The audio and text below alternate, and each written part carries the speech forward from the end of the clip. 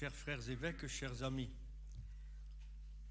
il y a quelques jours, dans nos cathédrales, nous célébrions la fête de Toussaint. Avec de nombreux baptisés, nous relisions le beau récit de l'Apocalypse qui nous présentait cette foule immense que nul ne pouvait dénombrer, une foule de toutes nations, races, peuples et langues, proclamant d'une voix forte la gloire de Dieu. La liturgie, et en son sein l'écoute de la parole de Dieu, nous ouvrait un horizon immense, l'horizon qui se présente à l'humanité. Une humanité non pas enfermée dans les limites de cette vie terrestre, mais une humanité appelée à se retrouver, unie, apaisée, sauvée de ses peurs, de ses divisions, des obscurités de sa pensée, par la contemplation de la lumineuse profondeur de l'amour de Dieu, de ce Dieu Père, source de toute vie, de Jésus le Christ, notre frère en humanité et notre Sauveur, de l'Esprit sanctificateur. Et Saint Jean, le disciple bien-aimé, en tirait les conséquences. Par la volonté et la grâce de Dieu, nous sommes enfants de Dieu. Voilà l'espérance qui rend pur comme Dieu lui-même est pur. Quel bonheur de proclamer cette espérance dans nos cathédrales, certes, mais aussi dans des chapelles d'hôpitaux, dans des célébrations à l'intérieur de diverses prisons, dans nos églises paroissiales, dans les communautés contemplatives.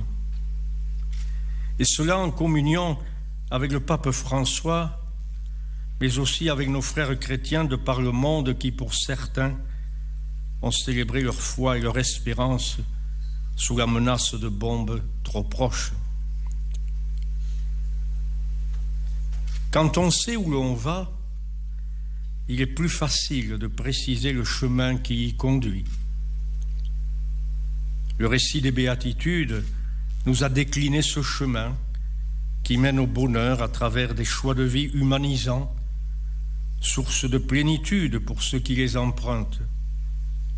Et le visage du Christ nous est apparu, du Christ, pauvre de cœur, pur, doux, compatissant, assoiffé de justice, miséricordieux, artisan de paix, persécuté pour ceux dont l'horizon du bonheur demeurait replié sur eux-mêmes et borné par leur peur.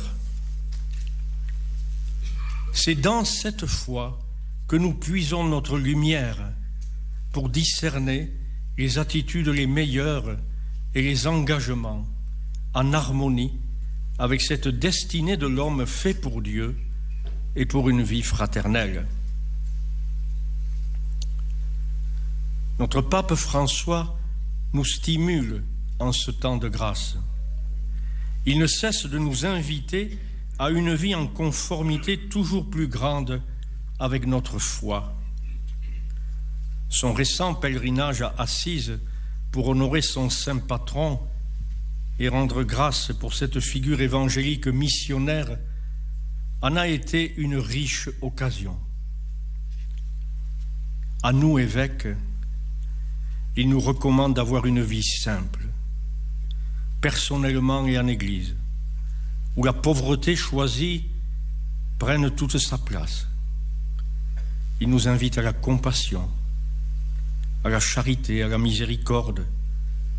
Il remet au centre de notre contemplation le visage d'un Dieu qui s'est fait homme pour guérir et sauver, pour relever et embrasser, pour réconforter et penser les plaies diverses de la vie d'ici-bas. Son usage naturel d'images suggestives lui a fait présenter l'Église, et je le cite, comme un hôpital de campagne après une bataille. Il est inutile de demander à un blessé grave s'il a du cholestérol et un taux de sucre trop haut. Nous devons soigner les blessures. Ensuite, nous pourrons parler de tout le reste. Soigner les blessures, soigner les blessures. Fin de citation. Nous sommes stimulés pour vivre notre ministère proche de tous, en étant, quand il le faut, en tête du troupeau, parfois derrière ou au milieu, souvent à genoux pour écouter, jamais sans lui ou loin de lui, et recevant de lui le secours de son expérience et de sa collaboration. Et avec lui, nous avons à sortir de nos communautés pour vivre avec audace l'annonce de l'amour de Dieu pour tout homme. Aux jeunes adultes rassemblés pour les Journées mondiales de la jeunesse à Rio de Janeiro, le Saint-Père a proposé la suite du Christ comme le roc solide sur lequel bâtir leur vie et leurs engagements. Il les a remerciés pour leur enthousiasme et leur générosité. Il les a invités à s'impliquer dans la construction d'un monde juste et fraternel. Il les a stimulés pour une vie missionnaire reposant sur des choix de vie conformes à leur foi, sur une vie ecclésiale nourrissante, sur l'annonce du Christ auprès de leurs amis et de leurs proches. Et dans sa dernière homélie, il les envoyait en leur disant « Allez, sans peur, pour servir ».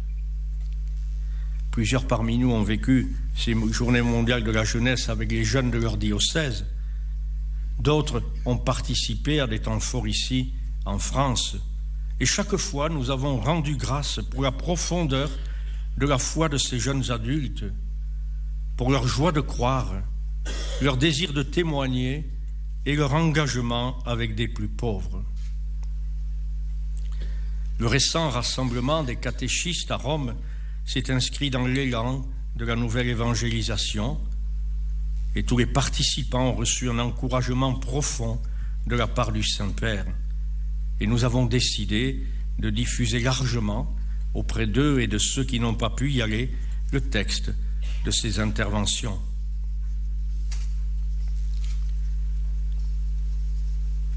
Le discernement spirituel est l'acte de notre ministère le plus important et le plus délicat. Le pape François nous rappelle qu'il s'agit de sentir les choses du point de vue de Dieu.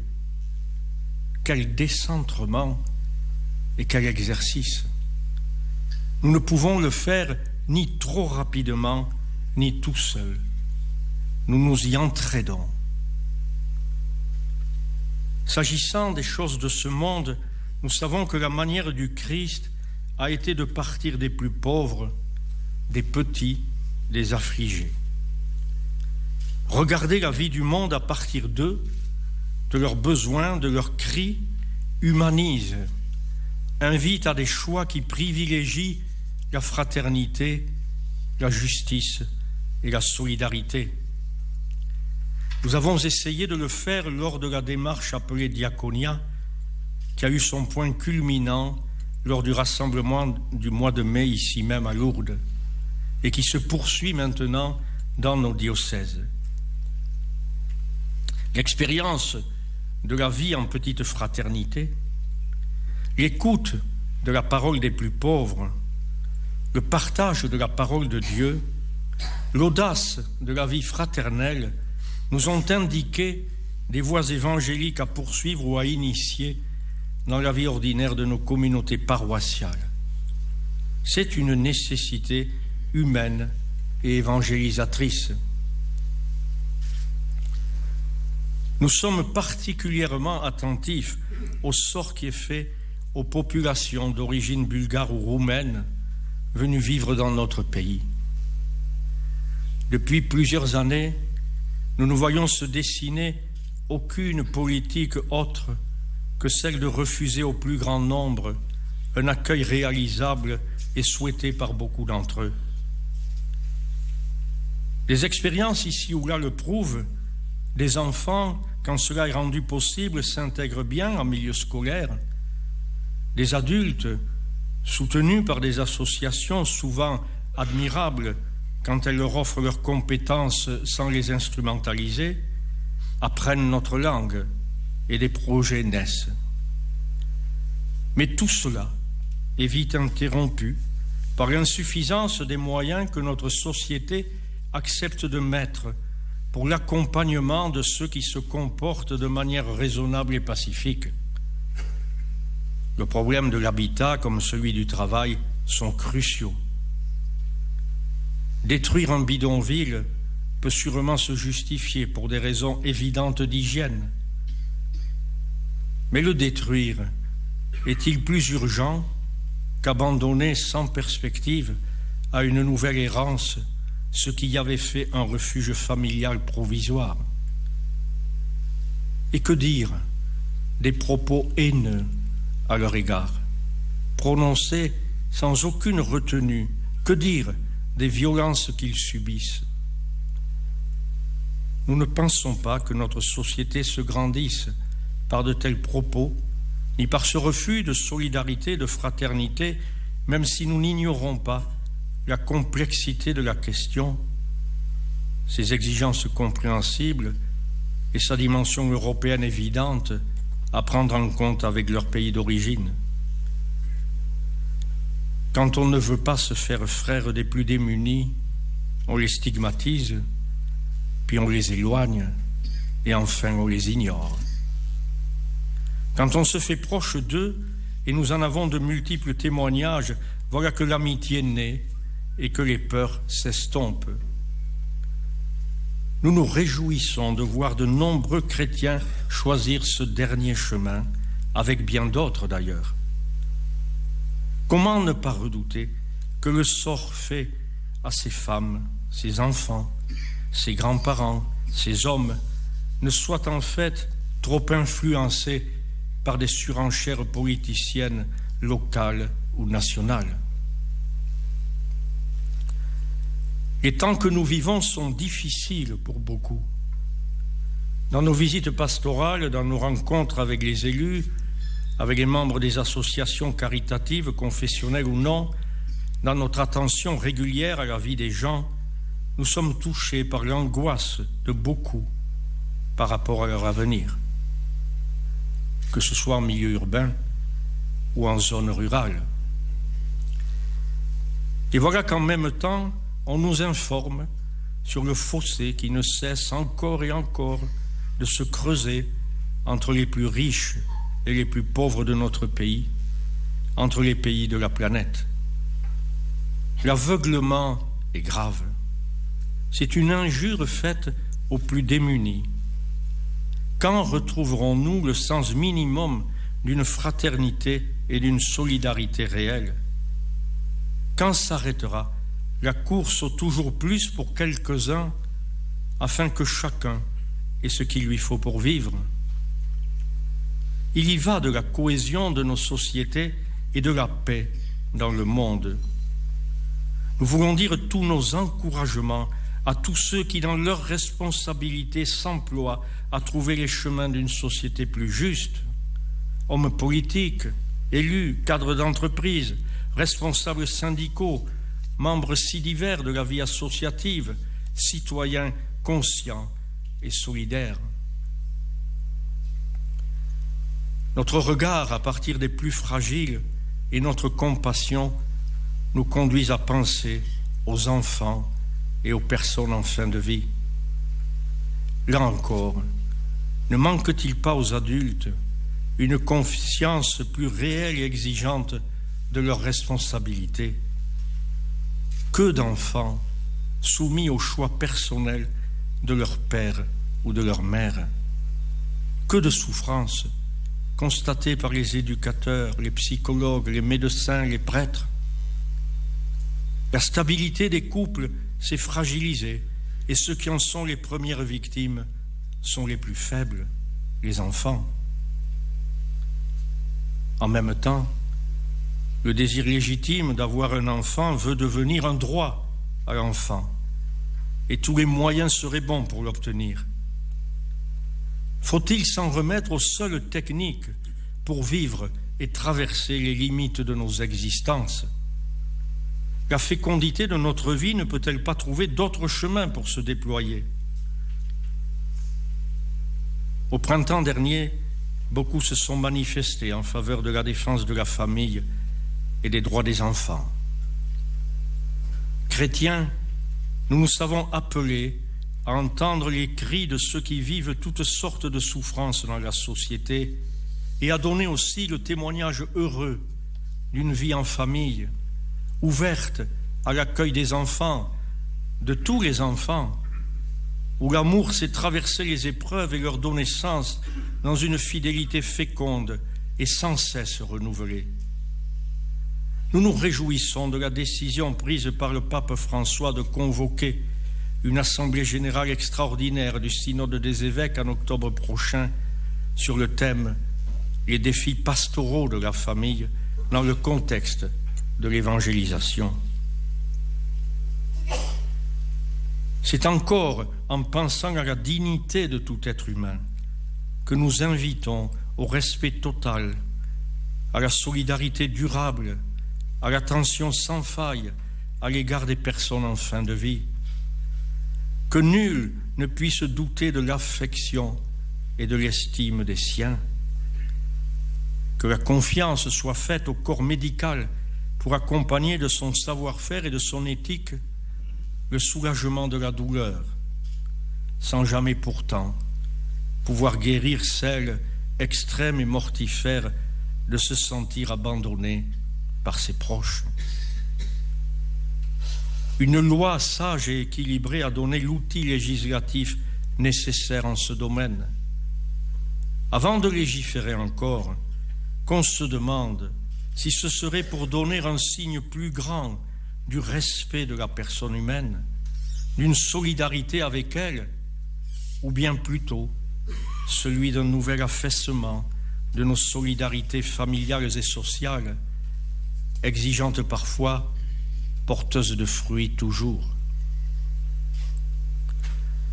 Si nous nous exprimons au sujet de toutes ces questions prégnantes qui marquent notre société, c'est avec beaucoup d'humilité et avec la conscience vive que nos paroles doivent s'accompagner d'actes et d'initiatives.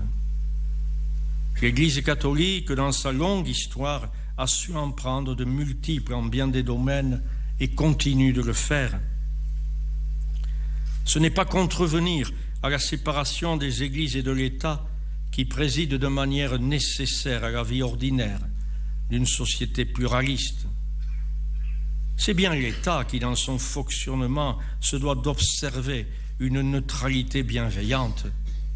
L'État est laïque, mais la société, elle, est composée de personnes et de groupes aux convictions diverses qui doivent apprendre à dialoguer, à se respecter, à ne jamais aller au-delà de ce qui pourrait troubler la vie publique ou exprimer une volonté d'hégémonie. L'État se doit de permettre ce vivre ensemble dans le respect de tous.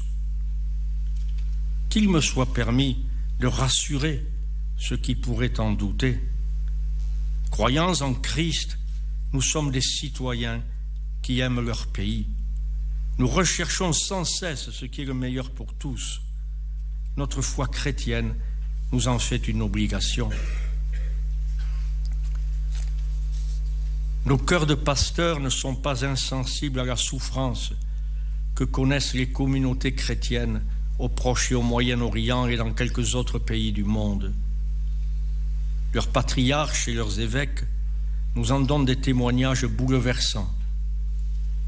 Les épreuves n'épargnent aucune des familles vivant sur ces terres, celle de Syrie tout particulièrement, alors que pendant tant d'années, elles avaient appris à vivre ensemble avec leurs différences. Nous ne pouvons pas oublier que ces baptisés sont les descendants des premières communautés chrétiennes sur ces terres saintes. Notre prière se fait forte pour eux en union avec celle de notre pape François. Nous appuyons pleinement leurs souhaits, bénéficier d'une citoyenneté pleine et entière, d'une liberté de religion non discriminante et vivre dans des pays dont la constitution civile reconnaisse la pluralité de la population. Durant notre assemblée, nous prendrons du temps pour évoquer le drame qu'elles vivent.